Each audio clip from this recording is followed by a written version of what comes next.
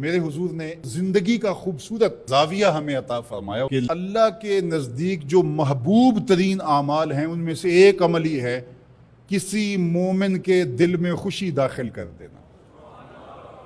آپ کا کوئی رویہ کسی کو خوش کر دے، فرمایا کہ نیکی کو چھوٹا نہ سمجھو، اور اگرچہ تم اپنے مومن بھائی سے مسکرا کر ہی کیوں نہیں ملتے، چھوٹی چھوٹی نیکیاں ہیں۔ آپ بل جمع کروانے جا رہے ہیں، کوئی بوڑھا شخص دیکھا بیچارہ مشکل سے کھڑا ہے، تو آپ اس کو آگے کر دیں یا اس کا بل اپنے ذمہ لے لیں کہ آپ یہاں بیٹھے میاں جی، میں آپ کا بل پے کر کے آپ کو جو ہے وہ دے دیتا ہوں۔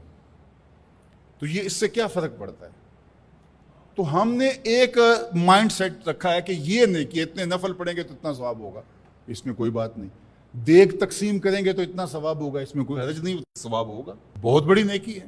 گرمی کی شدت ہے تو آپ پانی پیش کر دیں، سردی کی شدت ہے تو افضل پانی نہیں ہوگا، چائے پیش کرنا ہوگی، گرم چیز پیش کرنا، سوپ پیش کرنا زیادہ افضل ہو جائے گا۔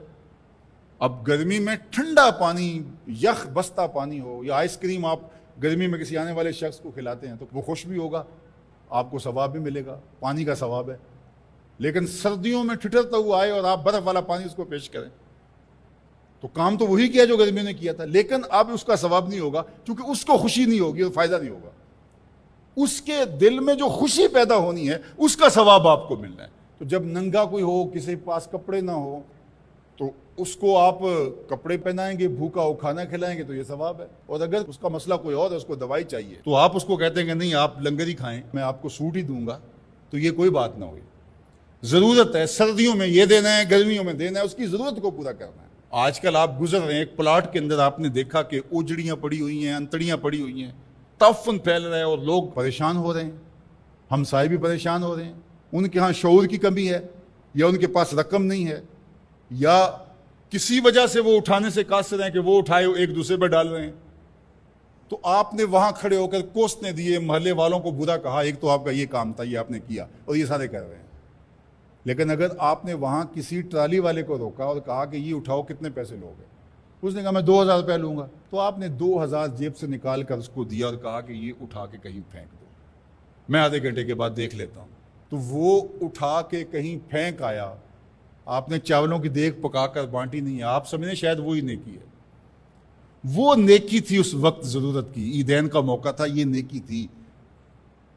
تو یہ چھوٹے چھوٹے بظاہر کام ہوتے ہیں جس سے لوگوں کو فائدہ ہو، اللہ کی مخلوق کو فائدہ پہنچے، لوگوں کو راحت پہنچے۔ میرا ایک ملنے والا دوست ہے، تو وہ ٹرین پہ جا رہا تھا، پشاوری چپل اس نے پہنی ہوئی تھی، تو وہ دروازے میں کھڑا تھا، تو اچانک وہ ڈھیلی ہوئی تو اس کی چپل گر گئی، تو اس نے جلدی جلدی دوسرا جوتا اتار کر کے پھینک دیا۔ اس نے کہا کہ یہ میرے کام تو نہیں آئے گا اور وہ جو اٹھائے گا اس کے کام بھی نہیں آئے گا، تو کم از کم یہ جذبہ تھا جس نے فوری فیصلہ کیا، یہ جذبہ تھا کسی کے کام آنا چاہیے، تو اس نے جلدی سے دوسرا جو ہے وہ پیش کر دیا۔ قیامت کے دن ایک شخص کا نامہ اعمال تلے گا تو ایک ہی نیکی کم ہوگی، اگر ایک نیکی مل جاتی ہے تو پلڑا نیکیوں والا بھاری ہوگا، فرمایا جائے گا جاؤ کوئی دوسری نیکی لے آؤ۔ اب جس سے مانگے گا وہ کہے گا میں کیوں دوں، میں تو خود پھنسا ہوا ہوں۔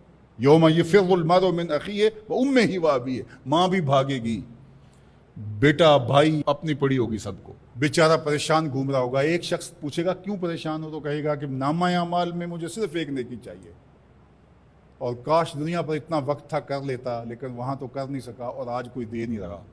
اس نے کہا میرے پاس ایک ہی نیکی ہے، تو مجھے تو کچھ اس سے ملے گا نہیں، تو چل میں تجھے دان کرتا ہوں۔